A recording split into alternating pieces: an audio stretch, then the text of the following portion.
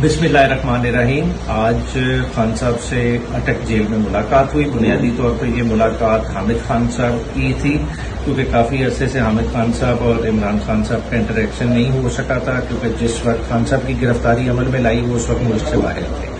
तो ये मुलाकात तकरीबन 40 से 45 मिनट पे मुहित रही, जिस पे डिफरेंट इशूज पे बात हुई। लीगल केसेस से लेके लॉयर्स मूवमेंट के हवाले से इन तमाम एरियाज पे बातचीत हुई।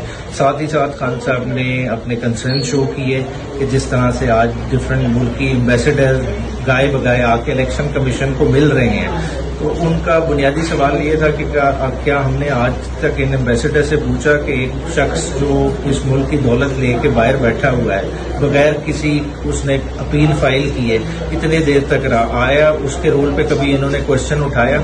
जमहूरी अमल पाकिस्तान में बहुत जरूरी है। खान साहब ने दोबारा से उस चीज को रिटरेट किया। उन्होंने कहा इकोनॉमिक स्टेबिलिटी आ ही नहीं सकती जब तक पॉलिटिकल स्टेबिलिटी ना हो। चाहे आप अपने जितने बर्तन मर्जी बेचने के लिए लगा लें, लेकिन उनको गारंटीज कौन देगा? पैसा कोई ऐसे नहीं लाता।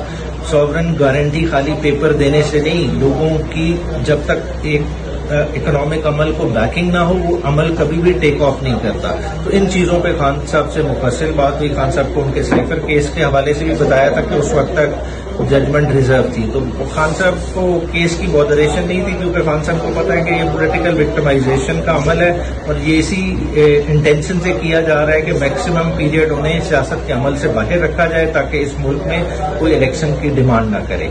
दोबारा से उन्होंने अपनी तंजीमों को इसी तरफ रिटरेट किया कि वो इस लॉयर्स मूवमेंट में भी पार्टिसिपेट करें और अपना हिस्सा डालें, और 90 दिन के इलेक्शन की डिमांड हमारी बुनियादी डिमांड है, जिसपे हमने किसी सूरत पीछे नहीं हटना। साथ ही साथ उन्होंने 9 मई का दोबारा हवाला देते हुए कहा कि जिस तरह से ये लोगों को टॉर्चर कर रहे हैं और एक अप्रूवर बनाने का सिलसिला चल रहा है, तो ये कोई लीगली तो अमर माने रखता ही नहीं, मगर फिर से क्योंकि हमारा दामन साफ है, हम दोबारा से जुडिशियल इंक्वायरी इस पर मांगते हैं कि इस चीज को फुली इंक्वायर होना चाहिए। साथ साथ उस दिन की फुटेजेस सामने आनी चाहिए। ये चीजें चेक करनी चाहिए कि वो फुटेजेस किन ने उन्हें गायब की, वो क्यों गई, आखिर इतने संगीन किस्म के इल्जाम लगाए हैं, उन इल्जाम को बैक भी किसी तरह से करना है। तो इन सारी चीजों पे बात हुई। तो बाकी कुछ प्राइवेट मैसेजेस हैं डिफरेंट लोगों के लिए, अपने डिफरेंट तंजीमी ओहदेदारान के लिए, वो उनके साथ शेयर किए जाएंगे। शुक्रिया।